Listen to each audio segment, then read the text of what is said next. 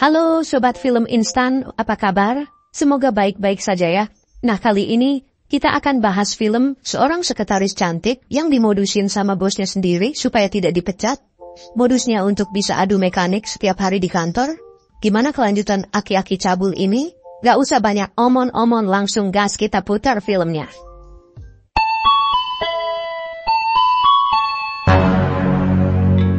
Di awal film kita diperkenalkan dengan seorang pimpinan perusahaan bernama Kenji. Di suatu pagi, Kenji membaca sebuah proposal keuangan dari sekretarisnya. Merasa tidak puas, ia pun memanggil sekretaris tersebut ke ruangannya.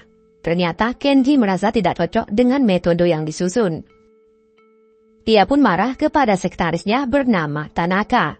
Kenji bilang, ia tidak suka kalau metodenya diubah. Karena dari dulu ia menggunakan metode tersebut semenjak perusahaan dibangun. Terlalu marah, ia pun merobek proposal dan mengatakan tidak perlu lagi membuat proposal baru. Parahnya lagi, ia langsung memecat si Tanaka tanpa alasan yang jelas. Meski Tanaka sudah meminta maaf, Kenji tetap saja memecatnya. Tidak berapa lama, karyawan lainnya bernama Yuta datang menjumpai Kenji. Ia datang untuk menanyakan kenapa Tanaka dipecat. Kenji kemudian memberikan alasan kalau ia memecat Tanaka karena tidak mau menuruti perintahnya. Si Yuta bilang, Tanaka tidak seharusnya dipecat karena selama ini ia sudah bekerja keras untuk perusahaan. Yuta bilang jika pun dipecat harus sesuai dengan prosedur yang ada. Jika tidak sesuai, hal ini bisa membahayakan perusahaan mereka. Bisa saja Tanaka menggugat perusahaan mereka sesuai dengan undang-undang ketenagakerjaan. Kenji mengingatkan Yuta, hati-hati berbicara dengannya. Kalau terlalu banyak bicara, ia mengancam akan menurunkan jabatannya. Keesokan harinya, kita diperkenalkan dengan istri Yuta bernama Mimi. Setelah menyiapkan sarapan, Mimi menanyakan alasan Yuta pulang telat tadi malam. Yuta menjelaskan jika ayahnya memecat orang lagi. Dan ternyata Yuta ini adalah anaknya Kenji, sang pemilik perusahaan. Ia harus lembur untuk mengurusi sisa kontrak kerja Tanaka. Sayangnya, meski sudah lembur, pekerjaan tersebut belum selesai.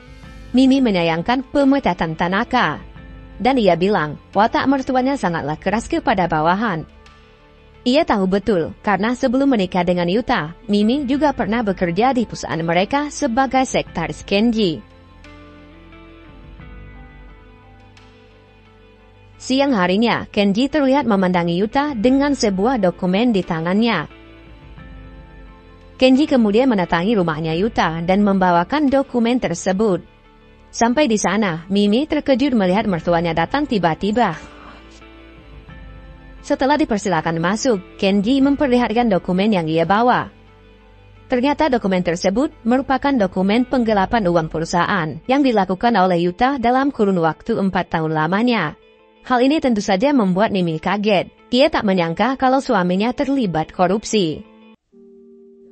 Kenji bilang ia akan memecat Yuta. Ia tak peduli walaupun punya hubungan darah. Biar saja si Yuta menjadi gelandangan, kata Kenji. Mendengar hal itu, Mimi langsung meminta maaf atas kesalahan suaminya. Kenji bilang Mimi tak perlu meminta maaf. Ia hanya meminta Mimi untuk kembali bekerja sebagai sekretarisnya. Permintaan Kenji ini sebagai penebus dosa atas kesalahan suaminya, agar Yuta tidak dipecat. Malam harinya, Mimi memperlihatkan dokumen yang dibawa Kenji. Dan dia meminta penjelasan kepada suaminya atas penggelapan uang yang dilakukan. Yuta bilang semuanya hanyalah kesalahpahaman saja. Singkat cerita, demi sang suami, Mimi bersedia menjadi sekretarisnya Kenji. Di hari pertamanya kerja, Kenji memperkenalkan Mimi kepada karyawan lainnya. Ia bilang kalau Mimi merupakan karyawan baru yang akan menjadi sekretarisnya. Mimi pun memperkenalkan dirinya kepada yang lain.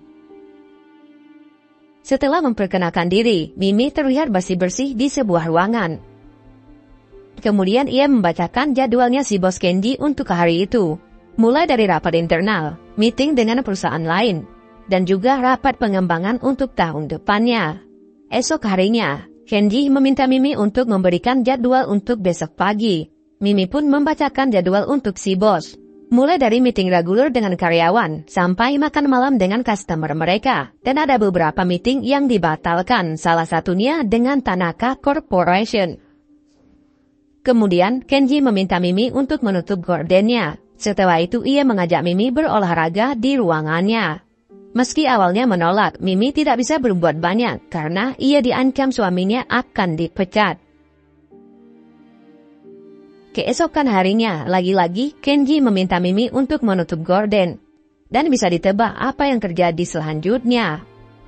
Pada suatu ketika, Kenji mendatangi rumahnya Mimi. Ia berbasa-basi menanyakan apakah suaminya ada di rumah. Dan Mimi bilang si Yuta belum pulang. Kesempatan itu pun dimanfaatkan oleh mereka berdua dengan baik. Dan di akhir film, Yuta yang baru pulang melihat Mimi dan Kenji berduaan. Dan film pun selesai.